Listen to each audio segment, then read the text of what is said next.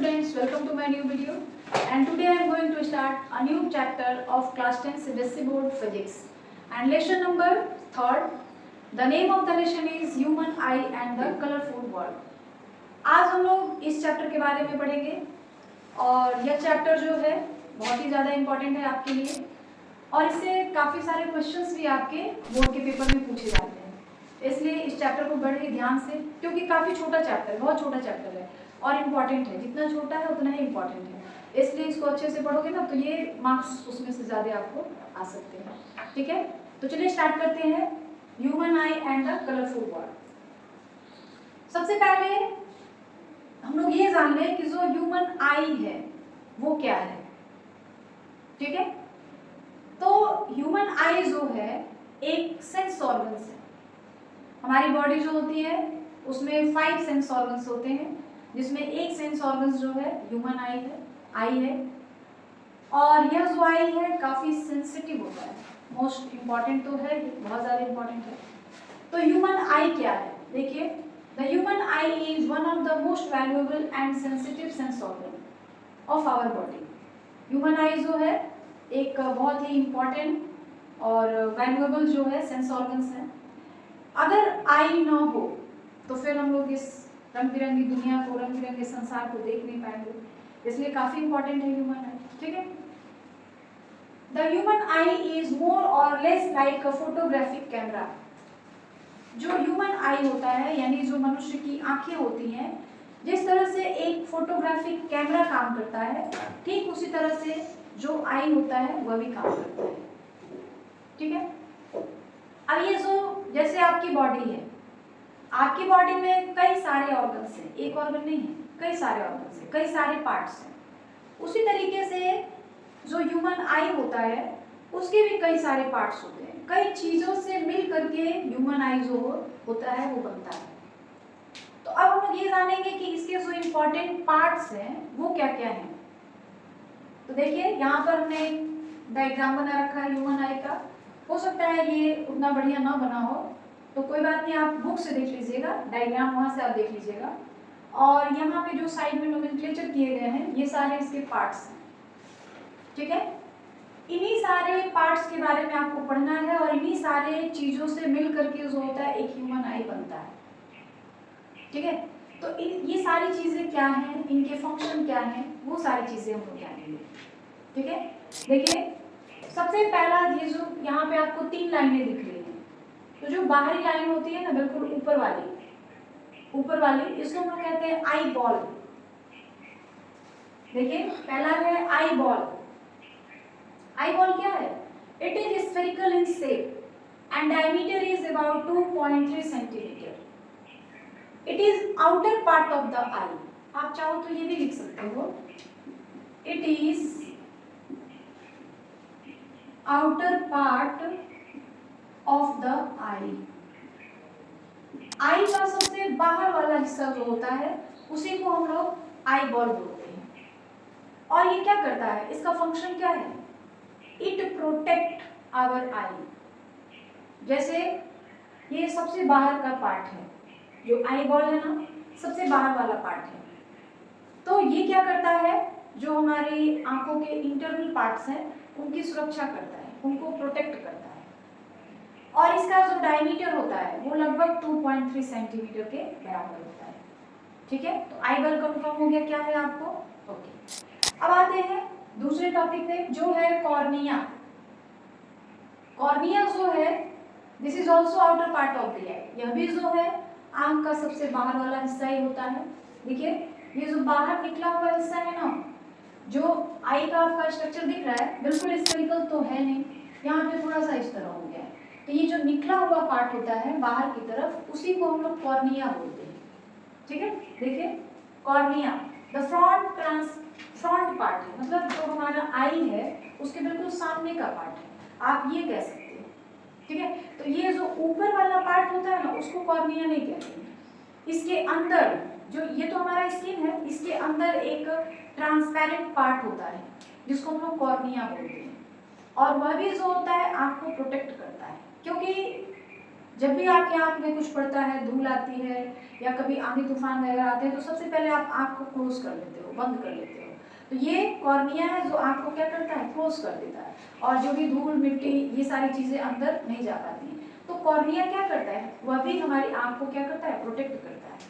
ठीक है, तो वही चीज लिखी गई है, cornea the front transparent part of the I is called cornea, it is bulge outward. Bulge का मतलब होता है ना बाहर की तरफ निकला हुआ, उभरा हुआ। ठीक है, तो ये देखिए ये पूरा आंख स्फेरिकल है, यहाँ से थोड़ा सा बाहर की तरफ निकला हुआ है, तो इसी को हम लोग क्या कहेंगे, कॉर्निया कहेंगे। क्लियर है, और यह क्या करता है, आंखों की सुरक्षा करता है। इसका फंक्शन क्या हो जाएगा, इट प्रोटेक्ट द आई, यह भी आंख को प्रोटेक्ट करता है। क्लियर है। नेक्स्ट पार्ट जो है आइरिस, फिगर में आप देखिए आइरिस कहाँ है, ये और ये दोनों जो है आइरिस है।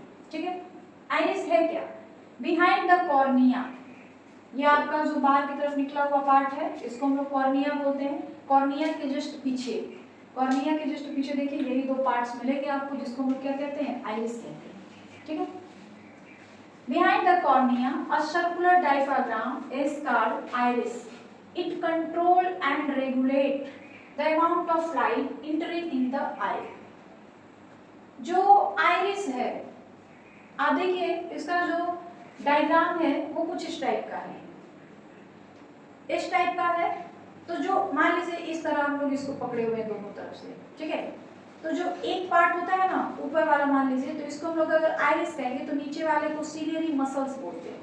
तो ये आइरिस और ये सीलियरी मसल्स ये दोनों क्या करते हैं, आई लेंस को, मान लीजिए आपका आई लेंस है, उसको अपनी जगह पे फिक्स रखते हैं। क्योंकि जो ह्यूमन आई का आई लेंस होता है ना, वो कांच का या प्लास्टिक का या किसी अदर मेटल नॉन मेटल का नहीं बना होता है, वह जो होता है एक विस्कस लिक्विड होता है। ठीक है, तो विस्कस लिक्विड का मतलब कोई गाढ़ा तरल पदार्थ उसका बना हुआ होता है, कांच या प्लास्टिक या और किसी मेटल या नॉन मेटल का नहीं बना होता है। तो ये आइरिस और सीलियरी मसल्स क्या करते हैं, ये दोनों जो होते हैं, जो हमारा आई लेंस होता है उसको अपनी जगह पे फिक्स करके रखते हैं, उसको इधर उधर हिलने नहीं देते हैं, और जो आई लेंस है उसको एडजस्ट करते हैं, उसके फोकल लेंथ को एडजस्टेबल बनाते हैं। ठीक है, तो आइरिस का क्या काम है, control and regulate the amount of light entering in the eye. ठीक है, ये देखिए ये पूरा जो है ना आइरिस दिख रहा है, और ये जो नीचे वाले हैं इन दोनों को हम लोग सीलियरी मसल्स बोलते हैं। इस तरह का व्यवस्था है, एक नीचे वाले को हम लोग क्या कहेंगे, सीलियरी मसल्स कहेंगे, ऊपर वाले को आइरिस बोलेंगे। ठीक है, और बीच में क्या होता है, आई लेंस होता है। तो यहाँ पे यहाँ आइरिस है, यहाँ आइरिस है, बीच में देखिए एक छोटा सा होल है, आइरिस में एक छोटा सा होल होता है जिसको हम लोग क्या कहते हैं, प्यूपिल कहते हैं। हिंदी में उसी को नयनतारा या पुतली बोलते हैं। ठीक है, तो आइरिस में एक छोटा सा होल होता है जो क्या करता है, जिसको हम लोग पुतली कहते हैं या प्यूपिल कहते हैं, और इसी होल से लाइट जो होता है अंदर की तरफ जाता है, आंख में इंटर करता है। अगर ये होल न रहे तो लाइट के अंदर आंख के अंदर जो है लाइट की एंट्री नहीं हो पाएगी। तो ये आइरिस क्या करता है, इस control and regulate the amount of light entering in the eye. जो आइरिस है वो लाइट को कंट्रोल करता है, रेगुलेट करता है। सीलियरी मसल्स भी वही काम करते हैं, लाइट को कंट्रोल करते हैं, रेगुलेट करते हैं कि कितनी लाइट हमारी आंखों में जानी चाहिए। ये नहीं कि अगर ज्यादा लाइट है तो जितना जाए उतना लाइट चला जाए, ऐसा नहीं। हमको आंख के अंदर उतनी ही लाइट जानी चाहिए जिससे किसी ऑब्जेक्ट का साफ साफ रेटिना पे जो है उसका इमेज बन सके। ये नहीं कि जितना ज्यादा लाइट आ रहा आने दीजिए आने दीजिए। तो इसीलिए कहा जाता है कि ज्यादा लाइट हो ना, वहां पे भी देखिएगा आपकी आंखें बंद होने लगती है, तो और कम लाइट हो तो आंखें फैलने लगती है, ताकि ज्यादा से ज्यादा लाइट जो है वो अंदर जा पाए और जिस ऑब्जेक्ट को हम लोग देखने की कोशिश कर रहे हैं उसका साफ साफ इमेज जो हो रेटिना पर बन सके। ठीक है, तो ये सीलियरी मसल्स और आइरिस दोनों जो होते हैं, जो लाइट आपकी आंखों में एंट्री करती है उसको रेगुलेट करते हैं, कंट्रोल करते हैं। ठीक है, next pupil, there is a small hole is called pupil. मतलब आइरिस के अंदर there is a small hole in iris, यहाँ पे थोड़ा सा और लिखिए, in iris. This hole is called pupil. Iris के अंदर ना एक छोटा सा होल होता है, छेद होता है, उसी छेद को हम लोग क्या कहते हैं, उसी होल को हम लोग कहते हैं प्यूपिल। और वही जो होल होता है उसी के रास्ते जो होता है लाइट हमारी आंखों में एंट्री करता है। ठीक है, नेक्स्ट टॉपिक है ये आई लेंस बिहाइंड द प्यूपिल। देखिए अगर देखा जाए तो ये मान लीजिए आपका प्यूपिल हो गया, ठीक है, ये प्यूपिल हो गया। प्यूपिल के पीछे behind the प्यूपिल there is a convex lens called eye lens. It converts the light at retina. मतलब ये कि जो प्यूपिल है, प्यूपिल के जस्ट पीछे एक कॉन्वेक्स लेंस होता है जिसको हम लोग क्या कहते हैं, आई लेंस बोलते हैं। और आई लेंस का फंक्शन क्या होता है कि जितनी भी लाइट आंख के अंदर जाती है वो उन सारी लाइट्स को रेटिना पर कन्वर्ज कराता है, क्योंकि जब तक सारे लाइट रेटिना पे कन्वर्ज नहीं होंगे ना तब तक किसी ऑब्जेक्ट का इमेज नहीं बन पाएगा। तो आई लेंस क्या करता है, कहा जाए तो इमेज बनाने में हेल्प करता है या इमेज को बनाता है। और इमेज बनाता कैसे है कि जो भी लाइट्स आते हैं ऑब्जेक्ट से उनको वो रेटिना पे क्या करता है, कन्वर्ज कराता है। जैसे मान लो ये हमारा रेटिना है, ठीक है, यहाँ पे मान लीजिए ये आपका आंख है, ये कॉर्निया है और ये रेटिना है, यहाँ पे जो है आई लेंस है। जब ऑब्जेक्ट मान लीजिए ये कोई ऑब्जेक्ट है तो जब लाइट यहाँ से जाता है ना ऐसे, तो ये रेटिना पे इसको क्या करता है, सारी लाइट्स को कन्वर्ज करा देता है और ये जो है आपका इमेज बन जाता है रेटिना पे। किसी भी ऑब्जेक्ट का रेटिना पे जब तक इमेज नहीं बनेगा तब तक आप उस ऑब्जेक्ट को साफ साफ क्लियरली देख नहीं पाओगे। अगर रेटिना के पहले भी इमेज बन जाए तब भी आप नहीं देख पाओगे ऑब्जेक्ट को, रेटिना के बाद में बने तब भी आप ऑब्जेक्ट को साफ नहीं देख पाओगे। तो किसी भी ऑब्जेक्ट को क्लियरली देखने के लिए ये जरूरी है कि उसका जो इमेज है वो बिल्कुल रेटिना पर ही बने, रेटिना के इधर उधर नहीं, आगे भी नहीं पीछे भी नहीं, बिल्कुल रेटिना पे। तो जो आई लेंस होता है जो कि एक कॉन्वेक्स लेंस होता है उसका काम ही यही है कि वो क्या करता है, सारे लाइट्स को कन्वर्ज कराता है रेटिना पे और वहीं पे इमेज बनता है। ठीक है, next ciliary muscles. Ciliary muscles adjust the focal length of the eye lens. देखिए हमारी आंखों के लिए जो रेंज ऑफ विजन है that is 25 centimetre to infinity. मतलब अगर कोई ऑब्जेक्ट 25 सेंटीमीटर पर है तो फिर उसको हम लोग साफ साफ देख सकते हैं। अगर 25 सेंटीमीटर से कम दूरी पर है, मान लीजिए 20 सेंटीमीटर पे है या 10 सेंटीमीटर पे है या 5 सेंटीमीटर पे है, तो फिर उसको हम लोग क्लियरली देख नहीं पाएंगे। ठीक है, तो नियर पॉइंट जो होता है क्लियर विजन के लिए वो है 25 सेंटीमीटर एंड फार पॉइंट जो होता है या फार डिस्टेंस जो होता है दैट इज इंफिनिटी। इंफिनिटी तक की चीजों को हम लोग साफ साफ देख लेते हैं बशर्ते आंख में कोई प्रॉब्लम ना हो, कोई डिफेक्ट ना हो।